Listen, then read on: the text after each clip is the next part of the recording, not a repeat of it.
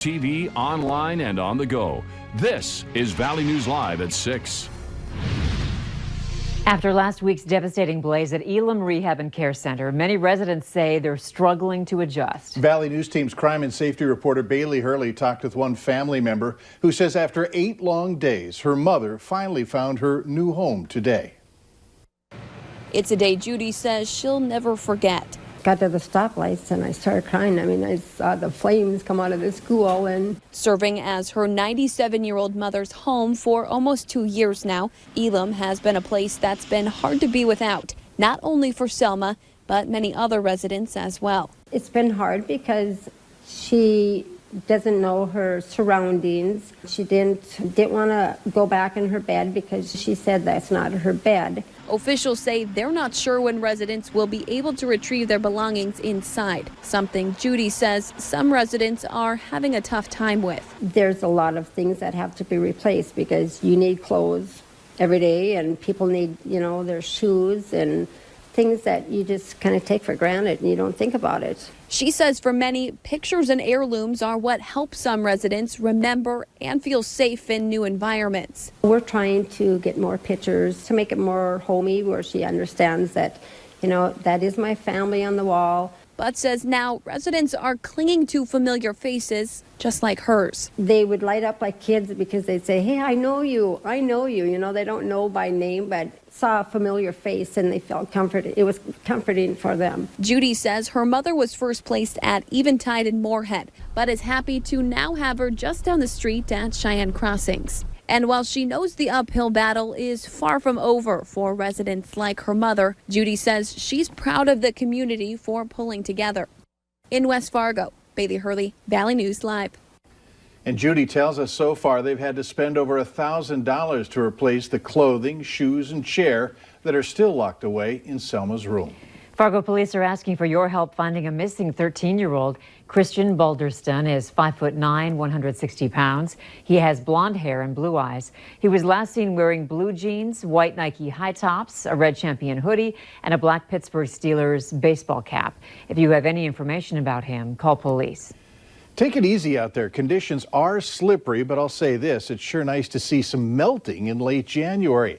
Let's find out from Hutch about tonight. He's here with your No Wait weather planner. Hutch? And hit and miss areas saw peaks of sun or at least blue sky heading toward the latter portion of the day. Most of that clearing happened in the far northern valley near Minot towards Leeds on Highway 2. Phoenix, by the way, looking dandy, Mike Morgan. Hey, there's those clearing skies up near Cavalier and Langdon. Pembina also. Not much. Most of us still have some clouds to contend with tonight. Temperatures steady in the mid and upper 20s for most, and that's right where we'll stay through the evening hours under mostly cloudy skies. Wind not a factor this evening as well. And in Grand Forks, temperatures in the mid 20s as well. Now, the weekend does promise to be warmer, and we'll also have a chance at seeing some sunshine, but there'll be growing pains as well. I'll have details on the hitches in the proverbial giddy up here in just a few minutes. I don't know if I trust that sky cam from Phoenix. Maybe some investigative reporting on scene would clear that up. I think that could do it. All right, thanks. You bet.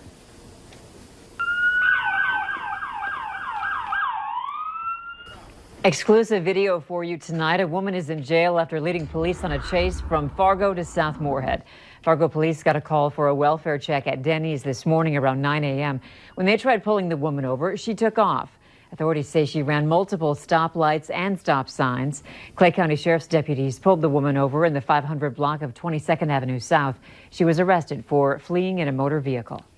A fugitive and sex offender is behind bars tonight after his arrest in Oaks, North Dakota. Michael Warren was arrested without incident yesterday afternoon near the school in Oaks. After hearing that Warren was in the area, police contacted the school, and for precautionary reasons, the school was put into a soft lockdown. Now, coming up tonight on Valley News Live 10 at 10, you're going to learn more about Warren's long criminal history. Devils Lake police are warning you of a sex offender moving to that city. 39-year-old Corey Anderson will be living at 610 4th Street Northeast. Anderson was convicted of a crime against someone who was under the age of 14.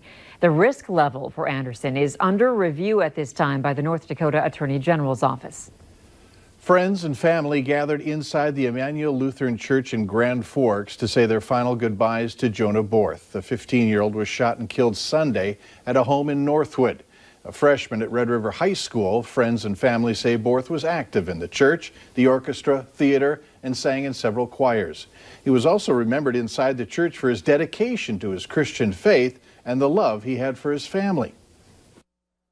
He was always happy, never really mad or hated on anyone. I don't know, I just liked him. He was a good friend. Never really hated on anybody. Yeah, it's shocking. You don't think it'll happen to anybody you actually know personally.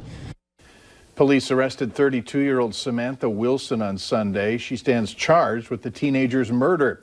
Court documents state that Wilson fired a round into Borth's upper chest, killing him at the scene. A motive is not yet known. Bemidji police are asking for your help finding this person of interest in an ongoing investigation. If you have any information about him, call Bemidji police at 218-556-2276. Be sure to reference photo number 428. And Grand Forks police are asking for your help finding Richard Corbett, Laurel Burns, Capice Smith, Dontre Petrie, and Deontay Osafo. All of them have open warrants. If you have any information about them, again, call police. As the worry about coronavirus continues to increase, medical supplies in Wuhan, China, where the outbreak is thought to have originated, are dwindling. A local organization is stepping up to help. United Chinese Americans Fargo-Moorhead is a non-profit organization. Its mission is to help Chinese Americans in the area, and they're doing more than just that. At this critical moment, we feel it's obligated to offer some help.